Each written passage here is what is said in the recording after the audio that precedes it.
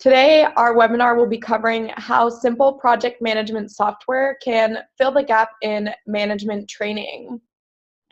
This webinar is a result of a few months of research that our company has been doing with principal architects, project managers, and mid-size architecture firms across the country, including surveys and interviews about what their work looks like and the challenges they face on a daily basis, and stems from the fact that architecture is one of the industries in which managers receive much less formal training than almost anywhere else. So today we'll be talking about how using simple software tools, specifically Priority Matrix, can kind of help combat that and make managers' jobs easier and also lead to more successful teams. So when it comes down to the biggest challenges that managers in the architecture industry face, specifically project managers, this was a question that we asked a lot of our survey respondents in our independent research. And when I asked you to register for the webinar, we asked this question as well. And what's interesting is that so many of your responses were actually resonated in the research that we did earlier as well. And that includes, there's just too much to accomplish.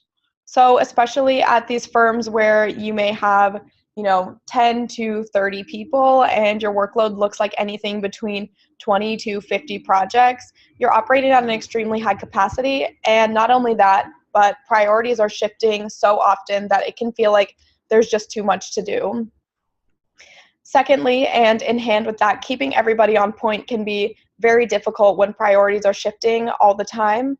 So how can you make sure that people are working on the right things? Thirdly, communication. Fourth, not enough time for delegating work. I think we all know what it feels like when we decide it might just be faster for us to do a task rather than delegate it to one of our team members. However, this results in a situation where we end up feeling like there really is too much to accomplish because we're taking everything onto our own shoulders. So we'll talk more about how Priority Matrix facilitates delegation a little bit later in the presentation. Then finally, deadlines, all of those rolling deadlines, competing deadlines, how can you meet them and how can you space them out in a way that works well for your team? And finally, managing documents and file sharing. And this is a little bit more technical than the rest of the answers here. Most of these answers have to do with some overarching management tasks, whereas managing documents and file sharing is just something that seems to always be a question on our mind. How can we do this more effectively to make sure our team has the information they need at their fingertips and we're not taking a lot of extra steps to share that information? And so before we move any further, I want to ask you if you feel like you relate to this statement. And the statement is a quote from a principal at the firm 8 Inc. in San Francisco, and she said in an interview, "A lot of the people that end up in management positions in the architecture industry are designers first and foremost. They're not necessarily planners." And what she meant to say by that is that when you start out your career as an architect, eventually a lot of people end up in management roles simply due to their experience as architects and not necessarily their experience with managing projects. However, this doesn't mean that architects are innately not made to be good managers. The question that we can ask here is this due to a lack of ability, or in reality, is it a lack of training? And as we mentioned earlier in the presentation, architecture is one of the industries in which managers receive the least formal training. Just as this principal noted, a lot of people end up in management positions by way of their course as an architect and a number of years of experience rather than, management training that they underwent.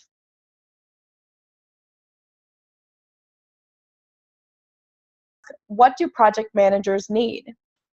And the answer to that question, and this is not a complete answer, of course, but some really key points that project managers need to help them facilitate management of these architecture projects are, first, setting and communicating clear milestones.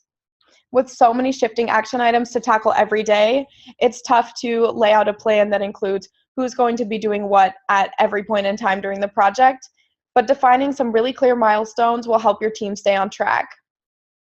Secondly, understanding your team workload.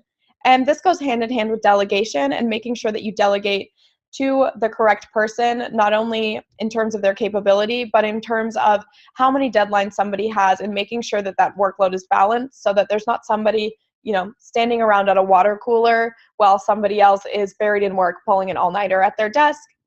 And then finally, tracking progress. Because without tracking progress, it's really tough to know whether or not you're getting to those clear milestones. And then if we look up the line at principals, executives in your organization, the better you can do at tracking projects as a project manager, the easier you make their job, and the more smoothly things will run across your firm in general. Especially tracking progress downwards to, your project architects, etc. When you have a clear idea of where everybody stands, this also helps with understanding that team workload and making sure you're working to those clear milestones.